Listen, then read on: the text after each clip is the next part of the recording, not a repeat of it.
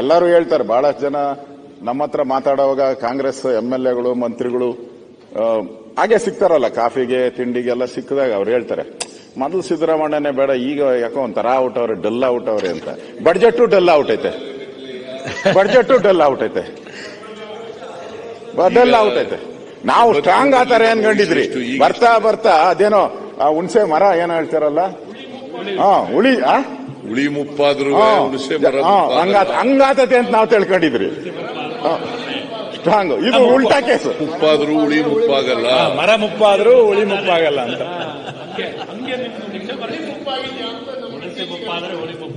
ನೋಡಪ್ಪ, ನಾನು ಎದ್ದಿಟ್ಗೆ ಮಾತಾಡಕ್ಕೆ ಬೇಡ ಬೇಡ, ಹೇಳಿ ನಾವು ನಿಮ್ಗೆ ಎಕ್ಸಾಮ್ಷನ್ ಕೊಟ್ಬಿಟ್ಟಿದ್ದೀರಿ. ನಾವೇನು ಎಕ್ಸಾಮ್ಷನ್ ಕೊಟ್ಟಿದ್ವಿ ಪೂರ್ತಿ ಬರೋದು. ನಾನು ಹೇಳಿದೆ, ಅವ್ರು ಬರ್ದಿರೋ ಪರವಾಗಿಲ್ಲ, ಉಳಿದವ್ರು ಬರ್ಲಿ ಅಂತ ಹೇಳಿದೆ. ಅಧ್ಯಕ್ಷರು ಅನುಮತಿ ಮೇಲೆ, ಸನ್ಮಾನ್ಯ ಅಧ್ಯಕ್ಷರೇ, ನಿಮ್ಮೆಲ್ಲರ ಕೋಆಪರೇಷನ್ ಮೇಲೆ ಮುಂದುವರಿಸಿ.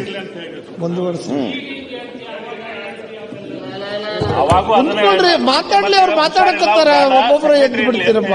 ಅವ್ರು ಹುಷಾರು, ಆರೋಗ್ಯವಾಗಿದ್ದಾರಪ್ಪ, ಮಾತಾಡ್ರಿ ನೀವು. ಆಮೇಲೆ ನಮ್ಮ ಹೇಳ್ಬೇಕೆಲ್ಲ ಹೇಳಿ.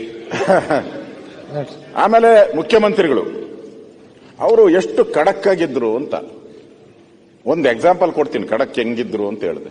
2017ರ ಮುಖ್ಯಮಂತ್ರಿಯಾಗೆ, 2025ರ ಮುಖ್ಯಮಂತ್ರಿಯಾಗೆ ಅವರು 2017 ಮಾರ್ಚ್ 20 ಒಂದು ಭಾಷಣ ಮಾಡ್ತಾರೆ. ಇಲ್ಲೇ ತಾವು ಇಲ್ಲೇ ಭಾಷಣ ಮಾಡ್ತೀರ, ಒಂದು ಕಾಪಿ ಇದೆ, ಇಲ್ಲಿ ಕಾಪಿ ಇದೆ. 2000 ಒಂದು ಭಾಷಣ ಮಾಡ್ತಾರೆ.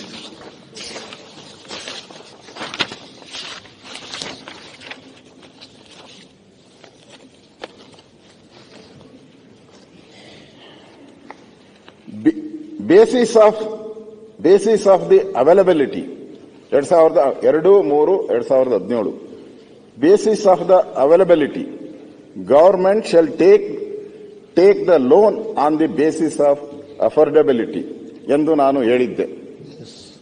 ನಮ್ಮ ಸಾಮರ್ಥ್ಯಕ್ಕೆ ತಕ್ಕಂತೆ ಸಾಲ ತೆಗೆದುಕೊಳ್ಳಬೇಕೇ ಹೊರತು ಸಾಮರ್ಥ್ಯವಿಲ್ಲದೆ ಸಾಲ ತೆಗೆದುಕೊಳ್ಳಬಾರದು.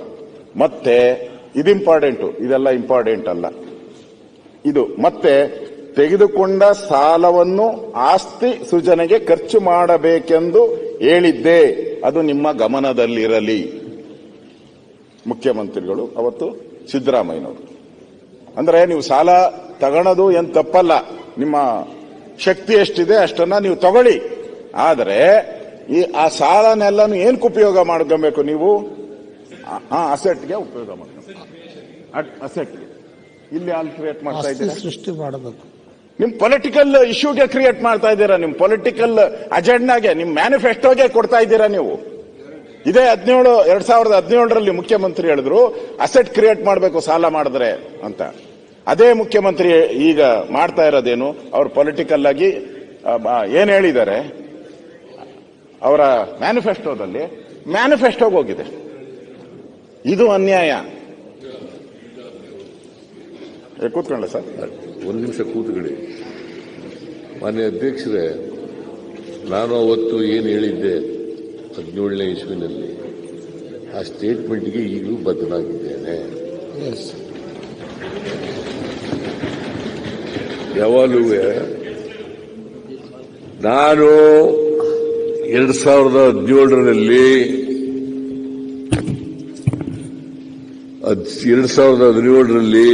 ಏನು ಸ್ಟೇಟ್ಮೆಂಟ್ ಮಾಡಿದ್ದೀನಿ ಈ ಸದನದಲ್ಲಿ, ಆ ಹೇಳಿಕೆಗೆ ಈಗಲೂ ಬದ್ಧನಾಗಿದ್ದೇನೆ.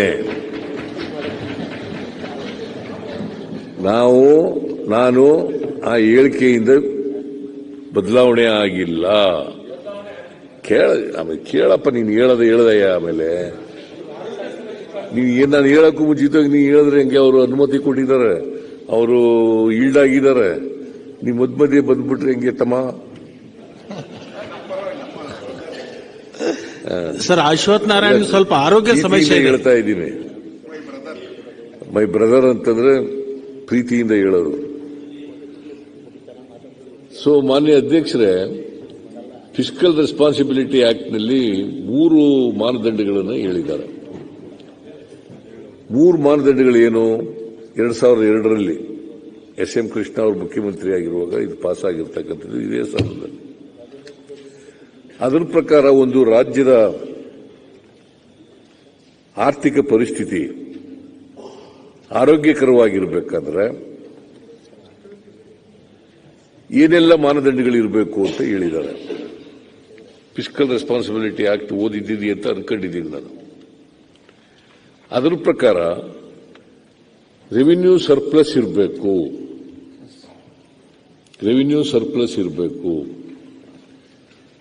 ಎರಡನೇ ಮಾನದಂಡ ಫಿಸ್ಕಲ್ ಡಿಫಿಸಿಟ್ 3% ಒಳಗಡೆ ಇರಬೇಕು. ಮೂರನೇ ಮಾನದಂಡ ನಾವು ಮಾಡದಂತ ಸಾಲ 25% ಒಳಗಡೆ ಇರಬೇಕು.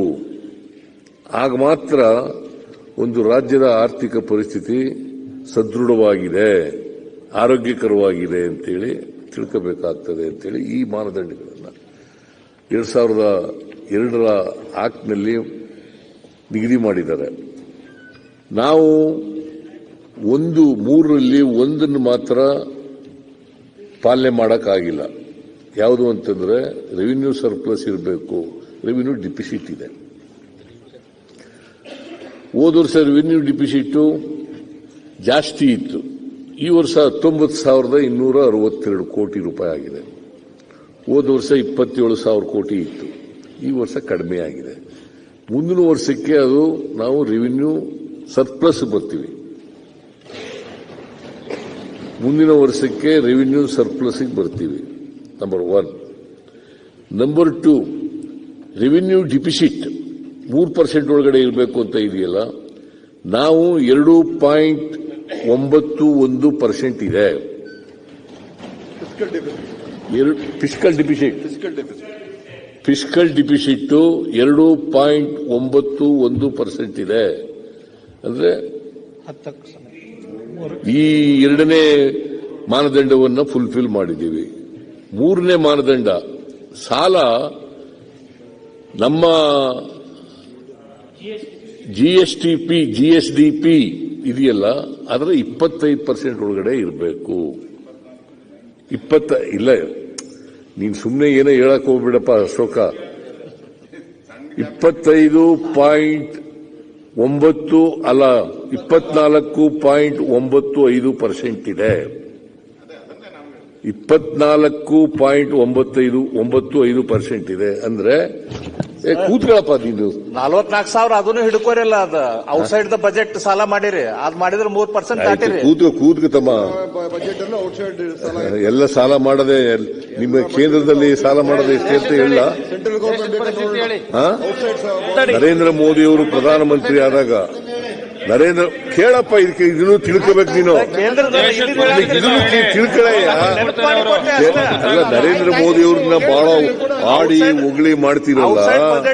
ನರೇಂದ್ರ ಮೋದಿ ಅವರು ಪ್ರಧಾನಮಂತ್ರಿ ಆದಾಗ 2014-15ರಲ್ಲಿ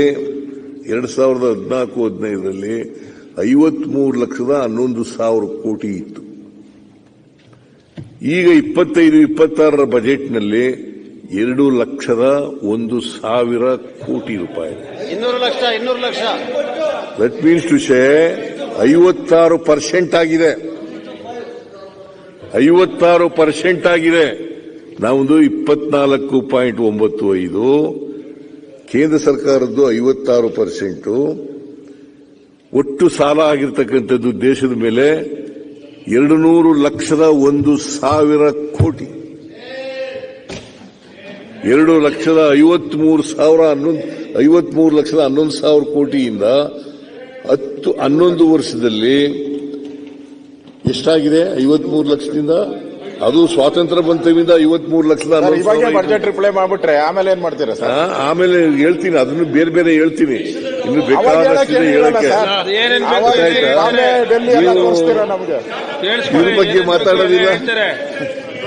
ಬಹಳ ಜಾಣ ಪೆದ್ರಂತೆ ಬಹಳ ಮಾಡಿದ್ದಾರೆ ಅಂತ ಹೇಳ್ಬಿಡಿ. ಈ ವರ್ಷ ಎಷ್ಟು ಗೊತ್ತಾ ಸಾಲ ಮಾಡಿರೋದು? ಈ ವರ್ಷ ಎಷ್ಟು? ಈ ವರ್ಷ ಬಜೆಟ್ 50,000 ಕೋಟಿ, 50 ಲಕ್ಷ ಕೋಟಿ ಇದೆ. ಎಷ್ಟು ಸಾಲ ಮಾಡಿದ್ದಾರೆ ಹೇಳಿ ನೋಡೋಣ. 15 ಲಕ್ಷ ಚಿಲ್ಲರೆ ಸಾಲ, ಅವ್ರು ಮಾತಾಡ್ಲಿ 15 ಲಕ್ಷ ಚಿಲ್ಲರೆ ಸಾಲ. ಕುತ್ಕೊಂಡು ನೀವು ಮುಖ್ಯಮಂತ್ರಿಗಳು ಅಷ್ಟು ಈಸಿಲಿ ನೀವು ಇದನ್ನೆಲ್ಲ ಹೇಳ್ಬೇಕಲ್ಲಪ್ಪ, ಹೇಳುವಾಗ ಇದೆಲ್ಲ ಹೇಳ್ಬೇಕಲ್ಲ. ಹೇಳುವಾಗ 15 ಲಕ್ಷ 60,000 ಕೋಟಿ. ಈ ವರ್ಷ 50 ಲಕ್ಷದ ಬಜೆಟ್ ಇದೆ. 50 ಲಕ್ಷದ ಬಜೆಟ್ ನಲ್ಲಿ 15 ಲಕ್ಷದ 60,000 ಕೋಟಿ ಸಾಲ ಸೇರ್ ಮಾಡ್ಕೊಂಡಿರೋದು ಗೊತ್ತಾಯ್ತಾ?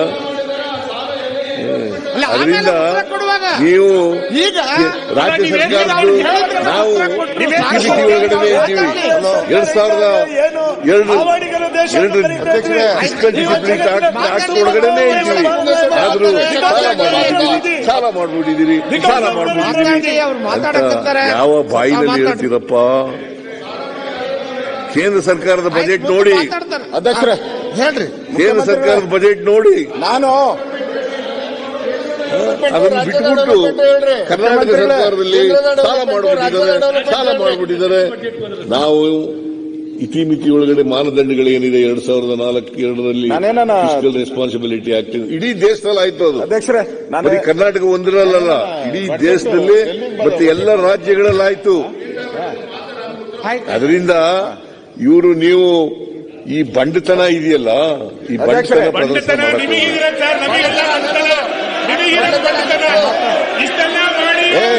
ನೋಡ್ರಿ, ನೀವು ಎಷ್ಟು ಕೂಡ ನಾವು ವಿಚಲಿತರಾಗಲ್ಲ. ನಾನು ವಿಚಲಿತ ಆಗಲ್ಲ. ನೀವು ಎಷ್ಟು ಜನ ಕೂಗಿದ್ರು ಕೂಡ ಸಾಲ ಮಾಡಿ ಅವರು ತುಪ್ಪ ತಿಂಡಿ ಅನ್ನುವ ಕಾನ್ಸೆಪ್ಟ್ ಈಗ ನಮ್ಮ ನಾವು ಅಧ್ಯಕ್ಷರೇ ಈಗ ನಾವು ರೆವಿನ್ಯೂ ಡಿಫಿಸಿಟ್ ನಿಮ್ಮ ಕೇಂದ್ರ ಸರ್ಕಾರದಲ್ಲಿ ಎಷ್ಟಿದೆ ಹೇಳಿ ನೋಡೋಣ. ಸುಮ್ಮನೆ ಇದೆಲ್ಲ ಯಾಕಪ್ಪ ಹೇಳ್ತೀರಿ? ನೀವು ನೋಡಿ, ಇದನ್ನು ಹೇಳಿದ್ರೆ ಎಲ್ಲ ಎತ್ತಿಸ್ಕೊಂಡ್ಬಿಡ್ತೀರಿ, ಇವತ್ತಿನ ಮಾಡಕತ್ತೀರಿ. ಎಲ್ಲರೂ ಎತ್ತಿಸ್ಕೊಂಡ್ಬಿಡ್ತೀರಿ. ಸತ್ಯ ಹೇಳಿದ್ರೆ ಸತ್ಯ ಯಾವಾಗಲೂ ಸ್ವೀಟ್ ಆಗಿರಲ್ಲ, ಕಹಿ ಆಗಿರೋದು. ಸ್ವೀಟ್ ಇರಲ್ಲ, ಅದು ಕಹಿ. ಸತ್ಯ ಹೇಳ್ಬೇಕಲ್ಲ, ದೇಶದ ಜನರಿಗೆ ಸತ್ಯ ಹೇಳ್ಬೇಕಲ್ಲ, ರಾಜ್ಯದ ಜನರಿಗೆ ಸತ್ಯ ಹೇಳ್ಬೇಕಲ್ಲ.